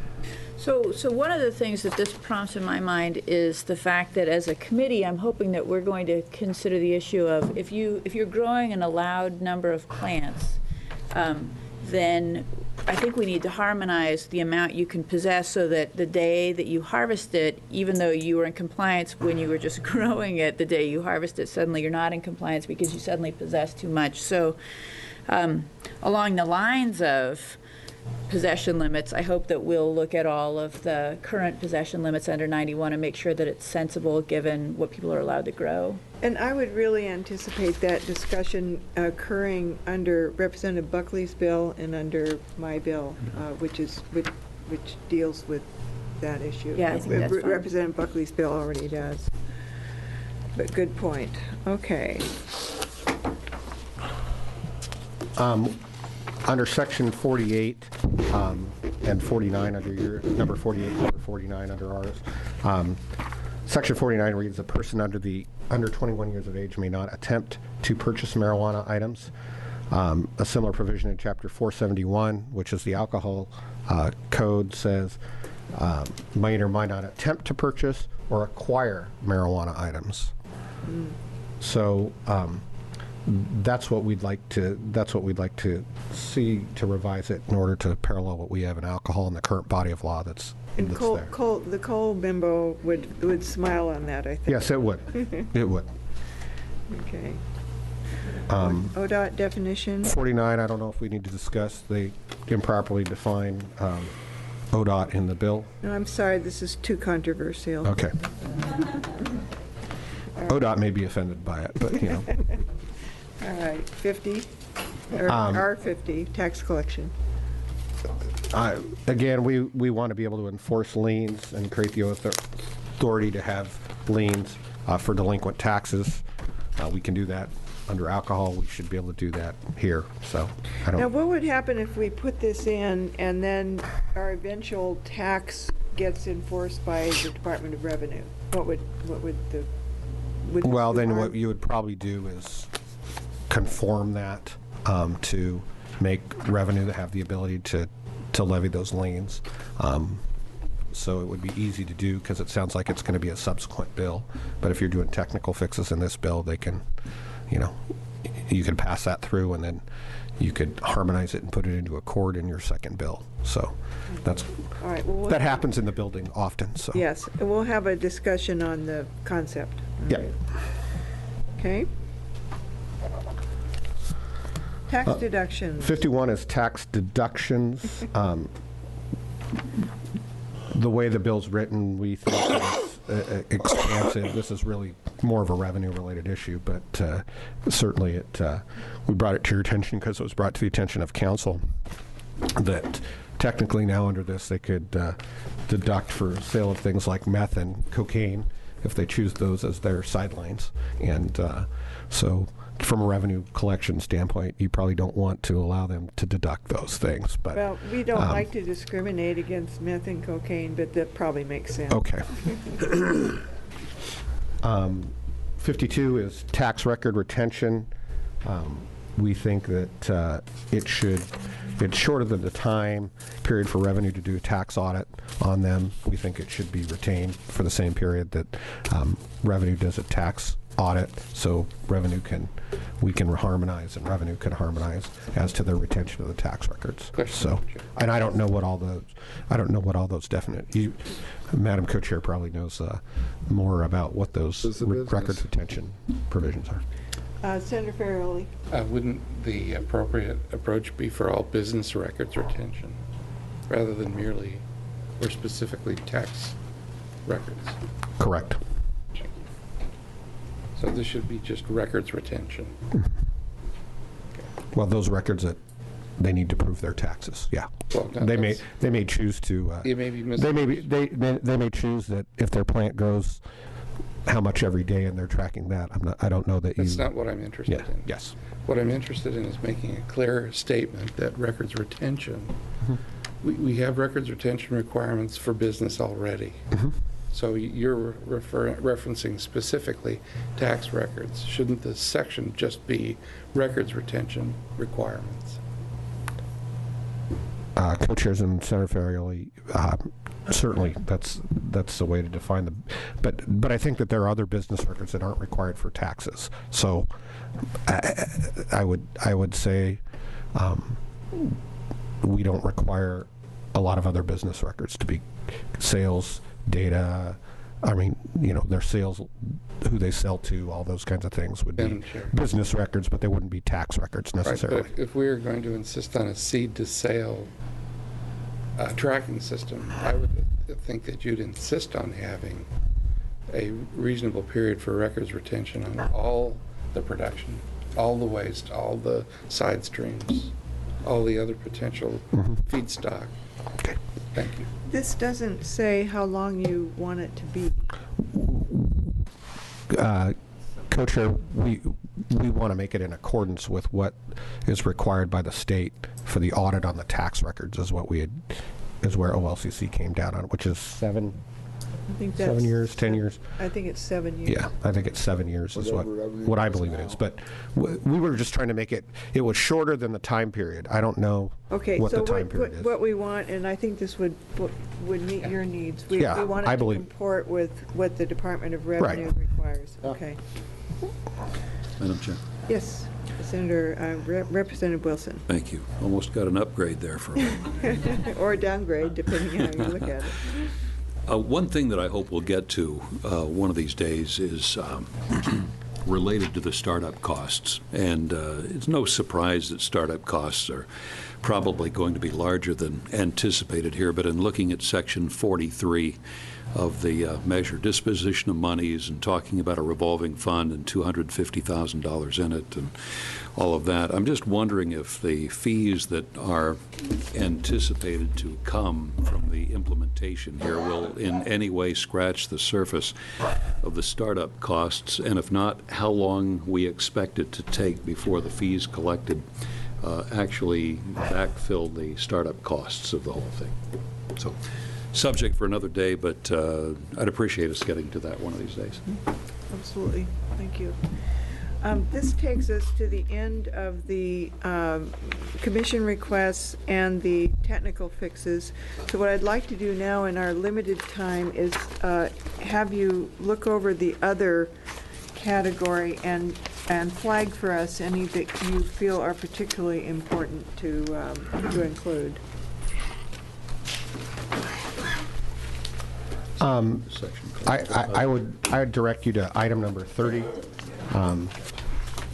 We may need the authority to require electronic transfer. I think that ultimately that would be the right way to go. That's something we've heard around the state, but it's an issue related to whether the banking system is going to accept deposits or not. We'd like the ability to utilize electronic funds transfers, as well as require them if there's the banking system that's available to do that. We think it'd be a lot more efficient way to collect the taxes to have the electronic funds be able to be transferred directly to the state rather than have people send things to OLCC. I think Chair Leininger, I think that's what they do in Colorado for at least part of their withholding. They have some kind of a system in Colorado. I guess the question I had is, given the questions over banking, whether we would be in some kind of legal jeopardy by putting this in. Yeah. Well, I think what we're asking for is the discretion to be able to do that and require that at some point in time if the banking system's robust enough. We certainly don't want to put anybody in a position not to do that. But for the efficiency of the department and the ability to collect tax and keep our costs lower to the state, it certainly would make a lot of sense to require it ultimately if the banking system could catch up with could catch up. Okay. So we would like the discretion to be able to do that, but obviously, we're not going to require that if the banking system is not where it needs to be. But we don't know when that may break loose or if it will ever break loose. But certainly giving us discretion allows us to be able to do it if people don't have an issue with it. Okay. Is everybody okay with that? Okay, we'll put that in. What else on here? Obviously, things like the residency requirement are for a policy bill. The racketeering law, I think, is an important thing as a regulatory agency. There's racketeering when there's huge issues related to criminal. It's not something the OLCC would certainly enforce. It would be a Department of Justice or local issue. It's there for tobacco. We've utilized it in the tobacco side of things. When there's big tax fraud related issues, I think that it's not an issue for OLCC other than trying to collect the tax for the state. We can refer it over, but then you just get into kind of a delivery kind of situation rather than a racketeering case where you can you have a lot more tools in the Attorney General's toolbox generally who would handle a racketeering kind of case. So, I think that that's something that's important, whether you want to kick that over to judiciary or not. I would think it would be a judiciary issue. We certainly, An AG issue. I think that's an issue. OLCC issue. Right. But it's tangentially an OLCC issue because we're going to be the ones that discover it. Right. But then there's going to need to be a criminal tool to handle the fraud that's occurring in the system. If you discover something, you'd have to do a handoff. Right. That's what sorry. Okay. Co-chairs and Senator Cruz, our plans to do a handoff on the criminal stuff, right. regardless. But it is a regulatory tool that would end up in the criminal side. But it certainly protects the integrity of the system overall to be able to do that. 33, the name of the commission, certainly is we haven't had a preference. And frankly, there's a bill to have us regulate tobacco. So we don't know what we're going to end up with by the end of this session. So. I will have to give a shout out to our committee administrator today, who I think came up with the perfect name because you wouldn't have to change your acronym. And that is the Oregon Liquor and Cannabis Commission. Yes. Right. And we got to have something cuter than that. At Sarah Burke, we've certainly heard that a lot. But we thought it was arrogant for us to propose a name change for our own commission. Well, our committee administrator did that for you. Thank you for being our advocate. Okay. I would tell you 31 is an issue that we've heard around, whether you want to allow home delivery or not. It is an issue that requires some clarification. It's a policy issue. It's certainly a question that we've had, and it's unclear what a bona fide order means, one way or the other, whether you want to get into those woods or not related to home delivery. As it's written now, is home delivery allowed? Well, we think it's unclear, and there may be a push from people to ask the OLCC to do home delivery. We've been told by council it's not really clear. That's going to be the question. That's a policy. We believe that's a policy choice for you, not for us. Senator Farrelly. Well, in the Canadian model, they made a specific federal provision for mail delivery. In the case of Oregon, that would not be an option. So I assume you're referring then to either messenger services or something commercial like FedEx and. Co-chairs and Senator Ferrioli, I think the idea is more like the pizza delivery, where they would take recreational marijuana to a location and drop it off. If we did that, we would, probably have smartphone technology, would check people's ID, and we obviously wouldn't be serving to allow them to serve to people who are intoxicated, which we don't do in alcohol or do under marijuana. But that is certainly a legislative question, and they would certainly have to have a manifest coming out of the seed to sale tracking system they'd have several ounces, they'd be delivering it. So I'm going to leave that to your able group of individuals to make that decision. I can sit now, pizza and pot, being delivered together. So I will tell you that we have had several questions related to that. So I guess what I'd like to find out from the committee is, do we want to put something in this bill prohibiting it?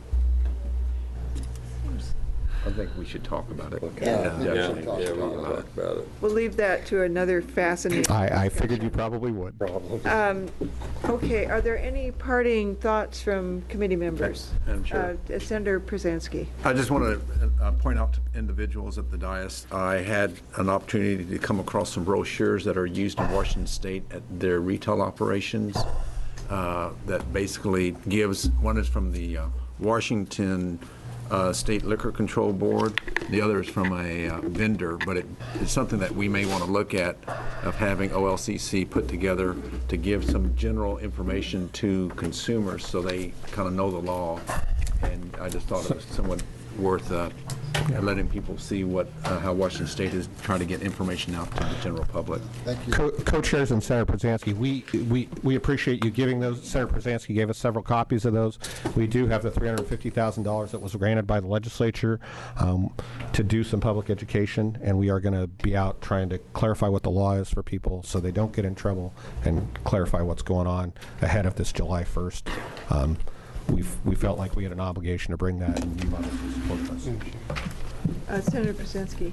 Senator Farrelly. They look a lot I need to get more alike. sleep. Can you, in one sentence or two, describe the twin missions of OLCC relative to alcohol, and then tell me how those missions align with marijuana? Co-chairs and Senator Ferrioli, we have an obligation to put a legally regulated product into a market. So we have an obligation to inform and make available, as well as provide a strong public safety overlay over the system. Madam Chair, what I was really looking for is, the first mission is to promote temperance, and the second mission is to maximize profits. Now, those are the twin missions with alcohol. What are the twin missions with regard to marijuana? Co-chairs and Senator Ferrioli, I would assume that if that's your perspective, you would assume that they're the same. But I don't think that the OLCC is clear on those. Take it back to the commission. Yes. We'll point out the statutes to you later. Happy to do so. Okay. Representative Langner. As we're talking about I'd love to. I would love to know. So I'll be chairing the next meeting, and we are figuring out exactly what to have next on the docket. It could be that we'll be talking about these OLCC recommendations and seeking public comment on them, and whether that's next Monday or next Wednesday or the specific day it happens. I just want to encourage everyone that this is going to be your opportunity to give us feedback on these suggestions, some of which are very profound policy, have very significant policy implications, some of which are technical, some of which we think may be technical, but maybe you see it differently and you see policy implications. We really are going to rely on you to give us your input, and people maybe watching online to give us your input about what you think about these as we try to go forward with the technical bill and ultimately develop our bill on the substantive merits. Thank you for that, Representative Leininger. And just to review our work here, Senator Przansky and Representative Helm have volunteered to work on item 23, the review of books and records for cause. They didn't volunteer, they were volunteered. Okay. Oh, I was hoping you'd skip that over, Senator Cruz. And my gratitude to both of you. We are going to try to get a draft done. Well, I'm going to meet with my co-chair and legislative council tomorrow to get a draft underway, get this going as quickly as we can. So the quicker you can give us a recommendation on that, the better. So thank you very much for that. And thank you very much for this presentation. A lot of Co-chairs and work has Senator gone Burnett, in. we'd like to thank you all for your time. The OLCC's worked hard on this, and we've tried to ferret out all those things. I will tell you, though, that we may be back to you with more technical fixes. We don't anticipate a bunch, but certainly as we peel the onion on this thing, is certainly we all discover new layers, and I know you all are discovering new layers. So this is a two-way but this is road. this is a two-way process, and we want to keep those things in rule, which properly land in rule, which provide flexibility for the market and flexibility for the product to make this a viable industry that Oregonians voted on. So we leave you with that, and if there's anything else we can do to continue to do this. Thank you, and thank you to the committee. This was an especially good discussion tonight. So with that, we will, I'm not sure, I don't think we're going to meet Monday, but do check your agendas. But for the time being, we are adjourned.